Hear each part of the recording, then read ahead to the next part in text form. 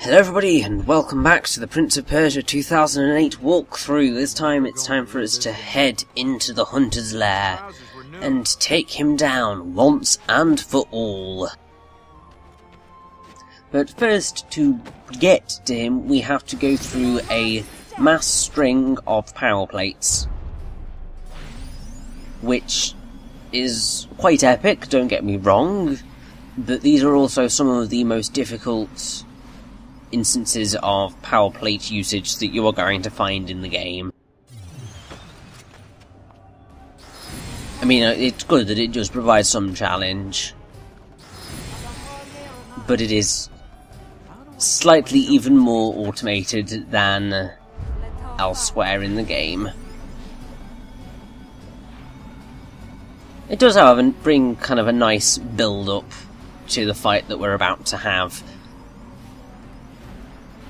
And these are basically proper boss fights against our corrupted bosses. They're exactly in the same vein as standard combat, but they are a lot longer because the corrupted have a lot more health and are just generally a lot more aggressive in their attack patterns. Or at least they're meant to be. Sometimes they're just very nice to you, but that's not always the case. Princess Priestess. Princess Priestess. Huh. But looky here. You still have a chance. Here's the Hunter. Yeah, he ain't leaving. At all. And now he is going to start using, I believe, all of the optional QuickTime events that he can throw at us. Essentially, there is one which requires you to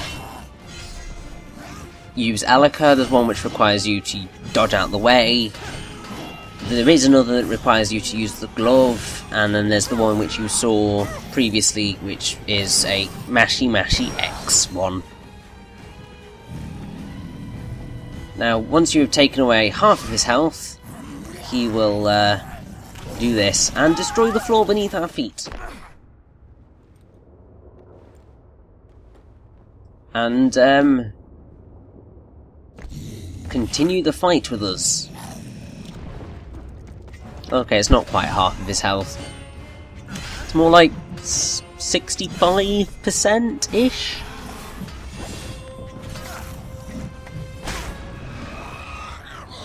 Now, whenever you end up with that QuickTime event where you're on the floor, that is a point where, if you fail it, Elika will come in to save you. If Elika has to come in to save you, then the enemy will regain some of its health. Obviously that can get particularly frustrating if you're in a long fight and you just keep failing the QuickTime events, because some of them are not the easiest things in the world to meet. The timing is ever so slightly odd sometimes. It doesn't seem particularly consistent. Like, it seems to get worse come the epilogue. But the QuickTime events right now, after you kind of do get used to them, you should be okay. But the corrupted do like to throw a lot of them at you when you fight their harder incarnations.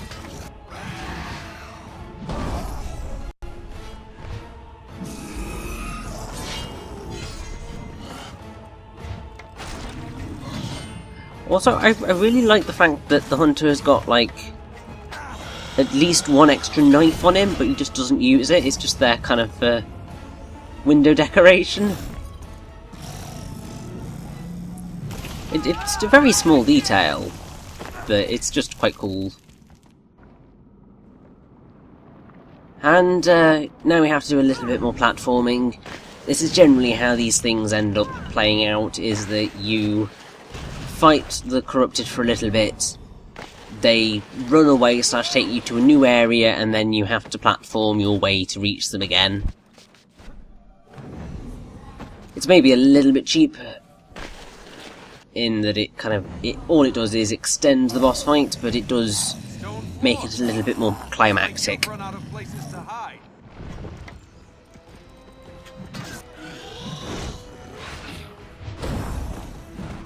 Now obviously don't go into the black goo. That's a bad thing to do. And although it is possible to kind of back the hunter up to it, you kind of want to try and keep your fighting in the centre as much as possible, especially when you get to the likes of the alchemist later on, because he just loves the corruption goop.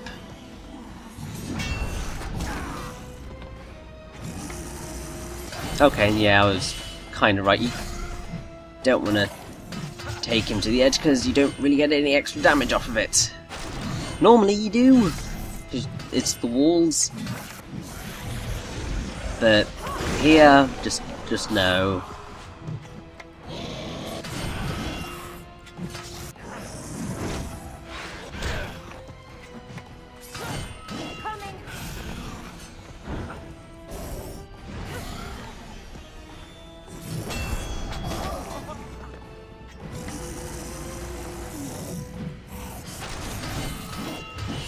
Now, I will say that kind of these particular fights are definitely the hardest that you have to do in the game. I mean, it makes sense. They are the final boss forms of these guys. So it's nice that they are more of a challenge than they are elsewhere. I'd also say that they are generally some of the easier things to get the achievements on, because you're fighting them for a lot longer, and that just works. And so the hunter is being healed, and yeah, he can go boom.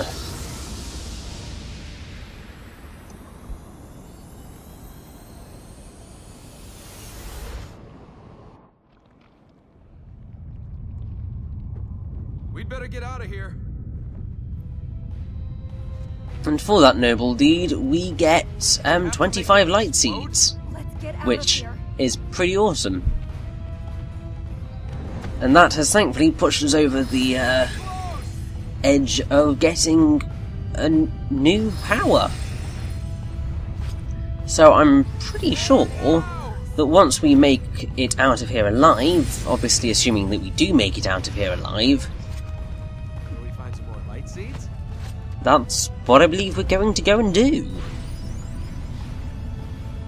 Now, to argue that the escape sequences are slightly more difficult than the original entering the lairs, it's largely because they are a little bit faster pace than when you enter. So there's a bit more trepidation when you're doing that, whereas now it's get the hell out of there before you die.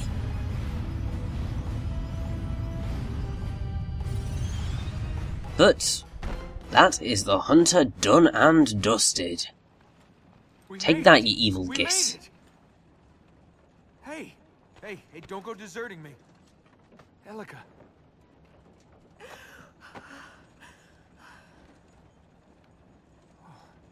You had me worried there. It was the healing. The hunter's soul. He's gone now, hasn't he? Yes. You sure? Hello in there. You're not gonna start leaping around, yowling, are you? Not that that would be a bad thing, in the right circumstances. There's a time and a place, Prince. All right. There is a time and a place. The hunter wanted to hunt, he got what he wanted. So, now you believe in destiny? There's no god or stars controlling me, Princess. I go where I want. Where should we go next? Oh, the irony. Get away from it all. Go on adventures. Now, they you say. probably saw the prince's kind of Oh, sorry. jacket, Forgot you cape were there. thing clipping through his body. yeah, that's gonna get slightly worse. I believe after we finish the concubine, you're gonna get a particularly funny cutscene thanks to the wonderful clipping. Probably one of the worst things in terms of glitches is that some things kind of flow through body parts and get stuck. This will allow us to reach But fertile ground in the City of Light and the Vale. now we are going to get the Breath of Ormazd, which is one of my favourite powers in the game. Are you ready? Because it's just insane. Did corruption stains come out? So we run up to our lovely green plate, and we run really fast up walls. And the reason I say it's the most involving of all of the power plates is because you are controlling the prince every step of the way.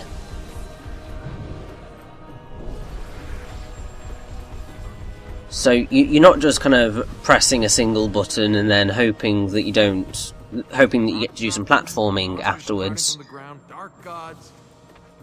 You're actually controlling yourself during that, and it's it's nicer to look at than the flying, and just less boring, so I really like the Breath of Ormazd. And it leads to some really great set pieces.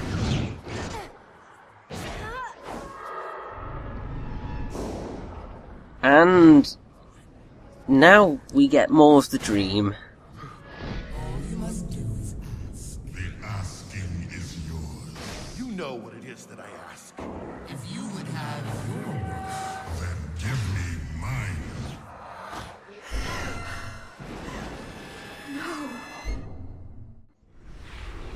So, the truth is out. You were dead.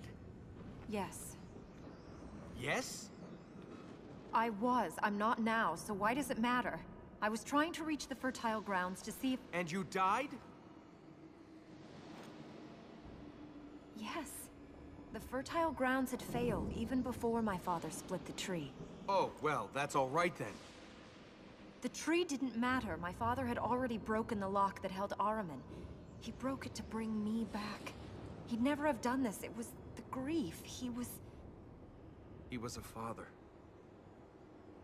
I just want to fix this, please. We can't let Ahriman escape. It's not your fault. It's Ahriman's. You hear that, Ahriman? We're going to fix this. You're not getting out. That's how you got your powers. Yeah, And your father brought this you makes sense of Still want this magic? All you have to do everything is about die, Alika. danger the world, and then you too can do these things. So, this is what I was kind of hinting at every now and again. It will. We just need to heal more of them. So, Alika's known about this since it happened, Getting weaker. obviously. healed all these fertile But grounds? she's kind of kept it from the prince, which, I mean, Until all the partly fertile grounds are healed, until it's a factoid that doesn't really change things, so kind of bringing it up doesn't really matter. the city of the Ura. The people were once But across many lands, still, many cities. This was their capital. It makes things really How about interesting, we just stand here for a while? because it sort of changes the dynamic a little bit. Which gets much more important later on.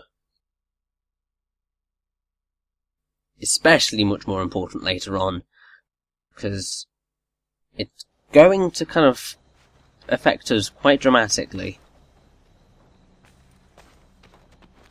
But now, the awesome thing of having the Breath of Ormazd is that we get to do more stuff in the Vale. It means that we actually get to be able to deal with all of the fertile grounds in the Vale. But it also means that we get to get the final light seeds in this first area. Which, surprisingly enough, we actually get to do in every single fertile ground. Which wasn't something that I was expecting to be able to do.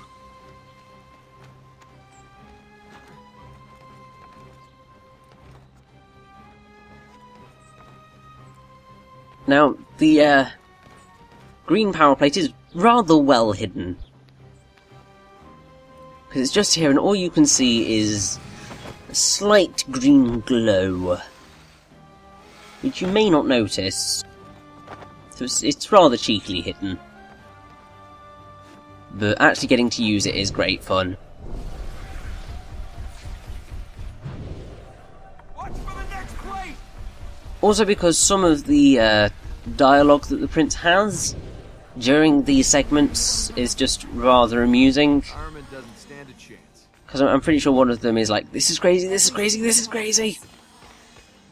For Ormazd. And I just really like it when he says that. It's just rather bemusing. And I believe that makes it 45 out of 45 in this area. Oh yes! But now it is time for us to head to our first main big level of the Vale. Because our next target, in the grand scheme of things, is the Alchemist. Who has some rather interesting levels. I mean, I think the first one that we have to face is another of the puzzle type that we just had with the windmills. But yeah, I'm pretty sure the construction yard has a puzzle in it. It's another crank puzzle. I mean, quite a lot of the puzzles are crank-based. But this one is certainly different to the one we faced in the windmills. When you were out there traveling, what's the most incredible thing you saw? I'd like to know this too. Lots of things. Tell me one. What do you want to hear? Something that took your breath away. Mountain ice. It shines like diamonds. I've seen walls of it as tall as buildings, deep blue and blinding white. If you touch it, it burns. It's cold, but it turns to fire in your hand for just a moment. Then it's gone. Diamonds to water. And with that really poetic note, it's time to head to the construction yard. Yay!